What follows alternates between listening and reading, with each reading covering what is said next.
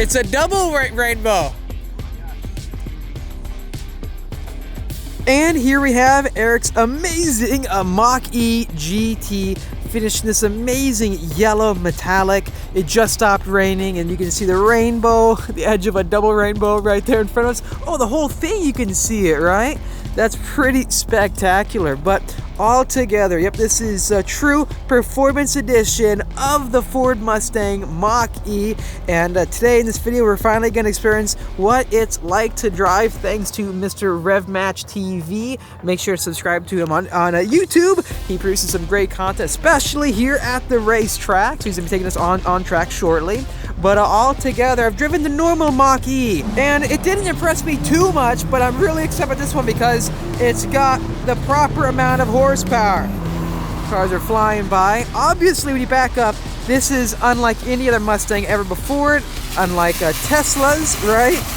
This is Ford's take at the electric sports vehicle, utility vehicle, and all together, even coming down here, don't you love the fake grille up front with the pony logo? You've got crazier looking black accents with the arrow on this performance model, a new front fascia, obviously brake ducts, better brakes all throughout. Here we are with Eric. How you doing, man? I'm doing good. How are you doing? Doing great. Thanks for the invite out here, dude. But I gotta ask you, what made you want to go after the Mach-E GT? And also, what kind of major performance differences are we going to see with the GT model versus the standard one? So there's a couple big differences here. The biggest one, I think, is that the GT Performance Edition gets the MagnaRide suspension, which is awesome and amazing. It's an adaptive system. It adjusts the shocks many times per second. This also gets bigger brakes than the GT. I think the rotors are 19 millimeters bigger, and this gets unique seats also, and this has an additional 34 pound-feet of torque. Okay. This has much more power and way more torque, and this just feels much more like a sports car. So that's the main thing. I think the one I drove was kind of missing. So very, very excited to see what this is like. But yeah, I really do like this paint job. You said it was called what again? It's called Cyber Orange. Cyber Orange. Is this orange?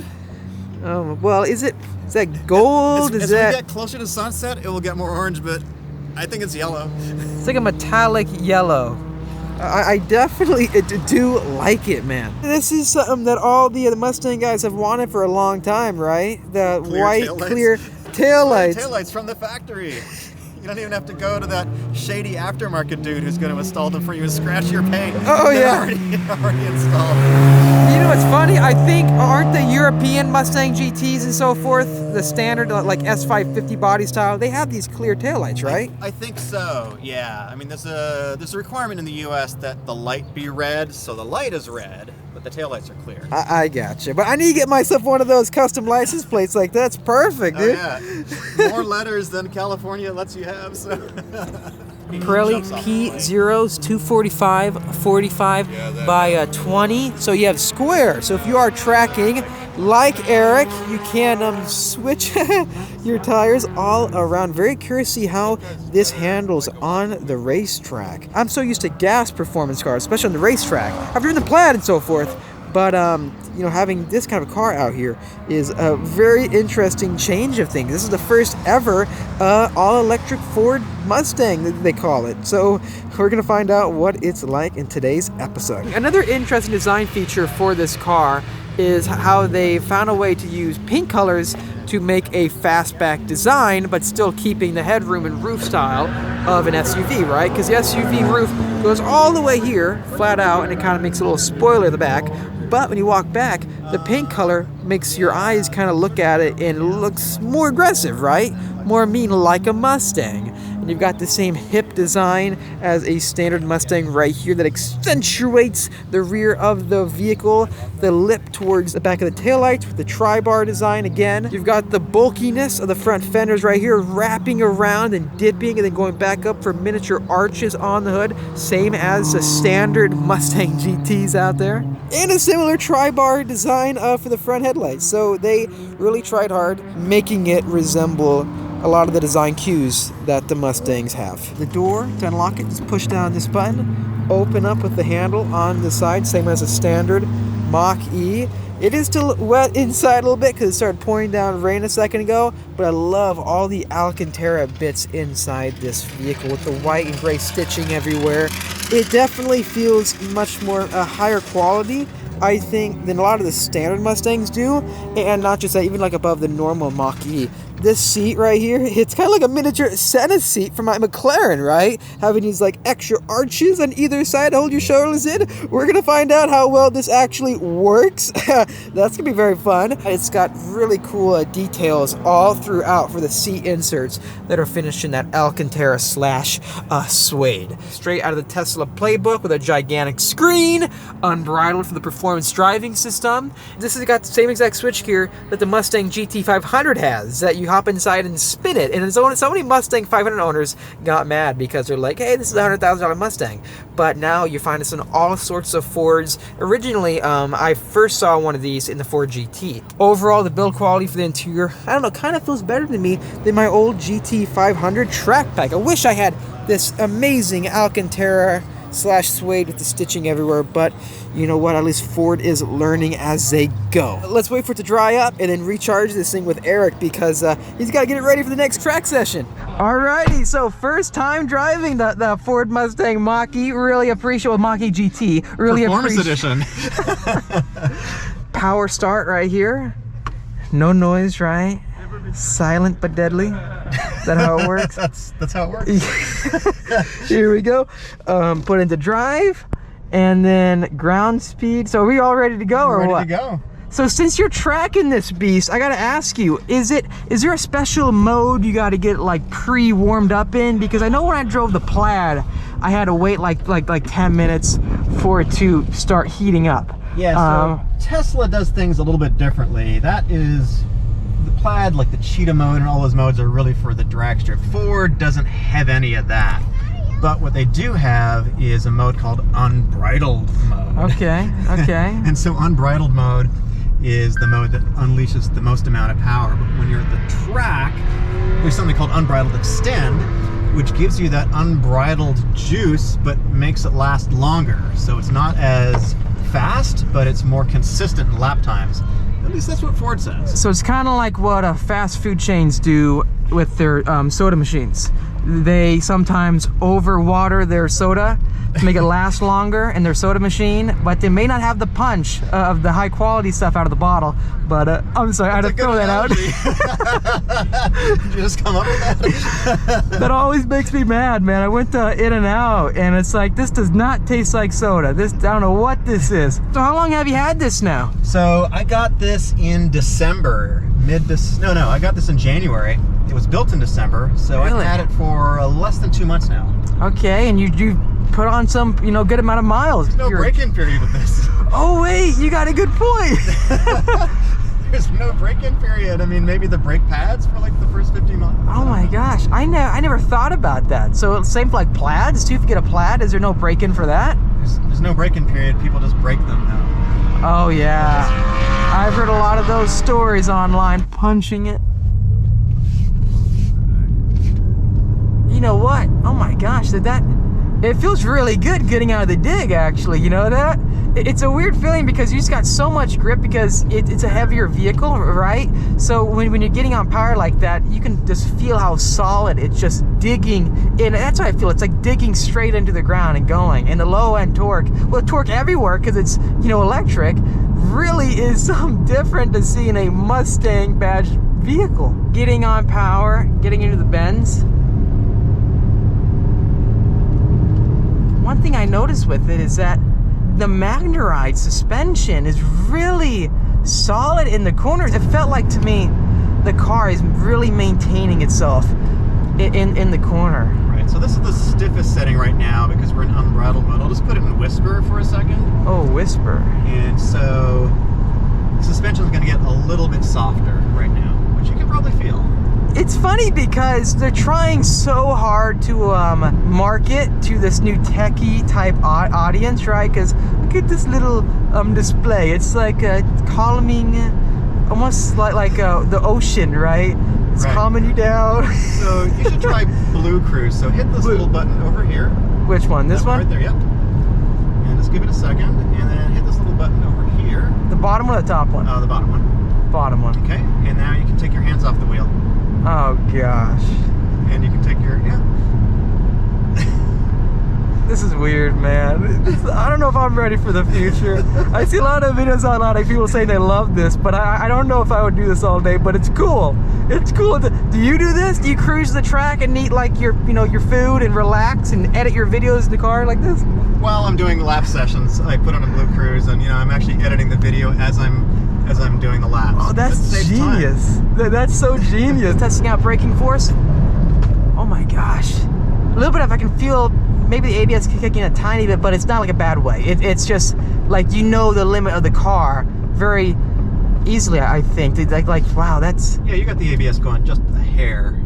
That felt pretty good. Turn and go into the Taco Bell parking lot. I'll go for it. You can make it. Yeah, this will be good. So it's on the driver's side. I'll let you plug it in. Stop here. That's good. Yeah, that's good. Yeah. Okay, Eric, you gotta show me what is a day in the life of a Mach-E owner when you go to charge it. All right, so we're here at an Electrify America station, which is green, and that is a charge port. So why don't you open that up? Okay, here we go. So just push in. On the right side. Right side? Yep. And then flip that little guy down. That little guy right there. This guy right here? All right, and then walk up to the... Walk up to the charger. So I'm an electric car enthusiast now. I'm part of the club, aren't I? You're getting there. I don't know what I'm really doing quite yet. You're just gonna plug it in here. I don't want to get your car like close to the road. I think you'll be okay. Are we clear? That's it. Not gonna touch? I think we're good. Okay, so how long are we talking? We're talking probably 20 minutes to go from 40-ish% to 80%. That's not that bad. Not that bad, but you can't go... That's like a usual Taco Bell pit stop, right? Like right behind us. Depends how much Taco Bell you want, and if you need to use the bathroom after Taco Bell. Good point. I just noticed this though. So you got the Mustang horsepower. So how does that work, Eric? Do electric cars have the normal horsepower, or how does that work? So you can measure them. Typically, manufacturers are measuring them in horsepower now. So yeah, so this has 480 horsepower and 634 pound-feet of torque. How come your actual model number's all covered up? Because somebody in a forum said that this flies off on track because the car is so fast. I don't know if that's true, but I put it on just in case. Is that the only ownership quirk you've noticed so far, or noticed anything else? Ownership quirk? This has been completely trouble-free for me. To charge it at home cost me about $15 to go from usually like 20% to 100%. This is going to be free because Ford gives you 250 kilowatts of charging for free at Electrify America. And if this wasn't free, this would probably be around a $20 charge. You know what I'm going to do, Eric? You've really got me curious. I'm going to go walk all the way over there. And I'm going to go catch on video how much money they're charging for gas. All right. Right now, in the middle of nowhere, $5.89 for 91. So in the McLaren, I'm paying $6 a gallon for gas. And with electric cars like this, you are pretty much set. This is like all new for me. This is like learning a new operating system, right? You got so charging time 3 min, so 3 minutes so far, right? 110 kilowatts. So charging cost. I don't have to pay this right now, but when I use up my free 250 kilowatts, then I start paying, and it's going to be 43 cents per kilowatt with no discount. But if you pay Electrify America a $4 a month fee, it'll go down to 34 cents per kilowatt. So question for you, when you go to charge up and you've got like other Tesla owners, do you guys get along? Does the Ford Model E guys get along with the Tesla guys? Well, Tesla makes it so we don't have to mix. They're kind of separated because they go to the supercharger, supercharger stuff, and us regular Ford owners, we just got to go to Taco Bell. So there's some discrimination going on. Discrimination going on. Look how much brake dust you're building up. You're pushing the car real hard. If you're not getting brake dust on your wheels, are you really driving the car? That's what I gotta ask. So fundamentally, I think you're the first friend that I have that is truly tracking an electric car. So overall track life with an electric car versus a gas car, which you have a Supra as well. How do you compare the overall experience? Hang out at Taco Bell here? It's very, very different. So here we are at Taco Bell charging the car. So the biggest issue is instead of just going over to the pump and putting in some nice $10 premium 100 octane gas. Oh yeah. I've got to drive 20 minutes up the road from Buttonwillow to here. It's 12 miles. That's about 20 minutes to get here. I've got to charge for about 20-ish minutes. We just finished. We've been charging for 29 minutes. 80%, 29 minutes. And now we got to drive back. So it's an hour experience, roughly, between sessions to charge up the vehicle to 80%. So you don't have a lot of time to hang out with your friends. So thanks for joining me. Oh, Because you can be my friend.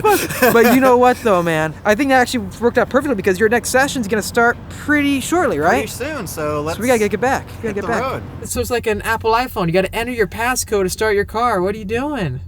Well, normally it doesn't do that. Oh my God, what is my passcode? Oh no, what did you do?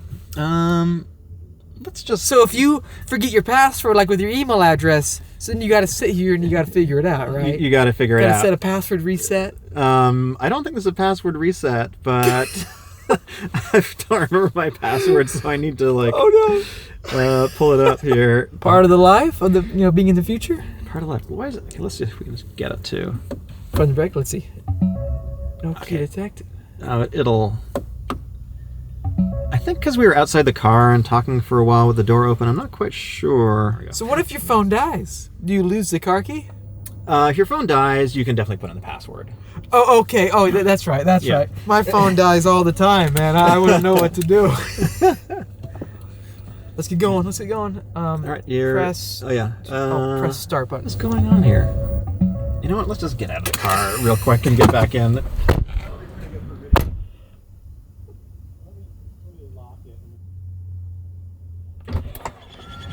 We're probably good now. We're good now? I think so. Did we just do like what you do with your laptop? You restarted your laptop because there's a bug? Just reboot it, yeah. Just reboot it? Oh no. All right, well, I'll just put in my password. I don't know what's going on. Okay, guys, we're back. Eric finally remembered his password, so we can get going now. Again, guys, make sure to subscribe to Mr. RevMatch TV, and he'll be doing a ton more. We're making a ton more great videos with this car, and also tracking it and so forth. Plus, sharing his crazy his Supra build. You still got to get me riding that car. Looking forward to seeing that one. Overall, very impressed. Glad you're enjoying it. Mach-E GT. This feels more like what they're aiming at. Like this actually feels sporty. The other one didn't feel sporty to me because I think it didn't have even like this punch right here of like this is so much more punch than the normal Mach-E. You've heard the normal one, right? Yeah. It's night and day, isn't it? It was not powerful enough for me.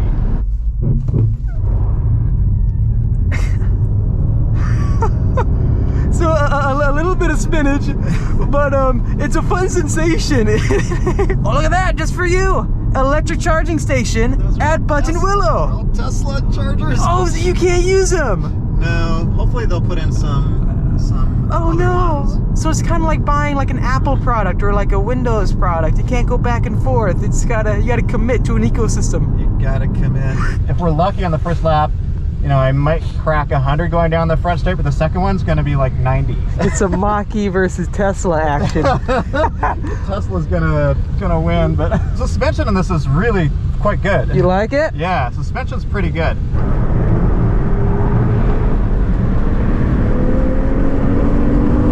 Alright, full power.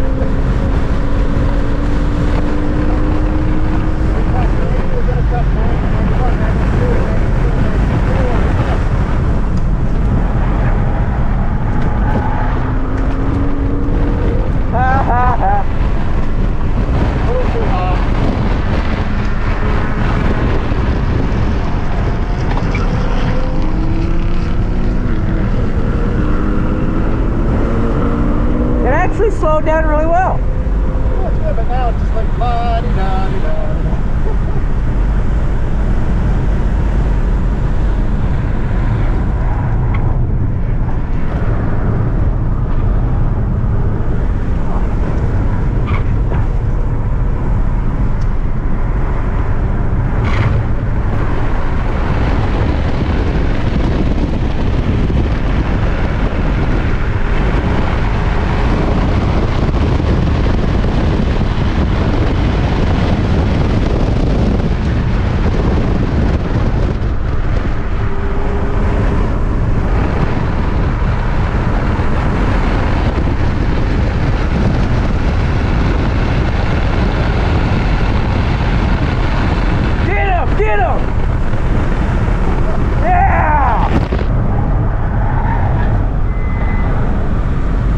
good one.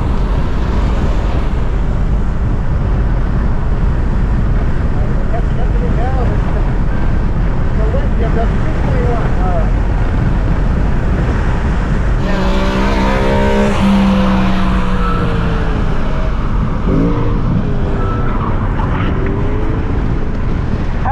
Push him around.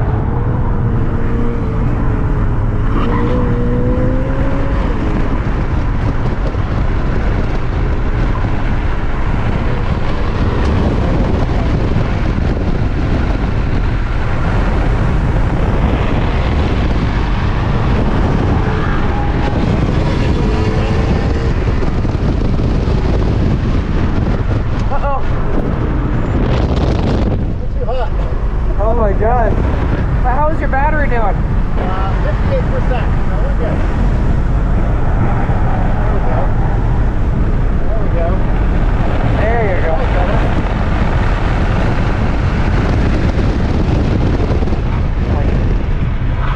Super tight. Then like just full throttle it. Like, where's the juice? Are you full throttle right now? Full throttle, yeah. So is it losing more and more power throughout the session? Yeah, it's not like a... power. The battery's getting overheated, so it's like pretty slow right now. Is there like a temp gauge for the battery? You know, there's probably like some ODB thing that I could hook up. Suspension does do a good job. You're right. Oh yeah, no, it's pretty good. Yeah. It's really hard trying to stay in one place right here. You've got the steering wheel, I don't. Right. I'm going this way.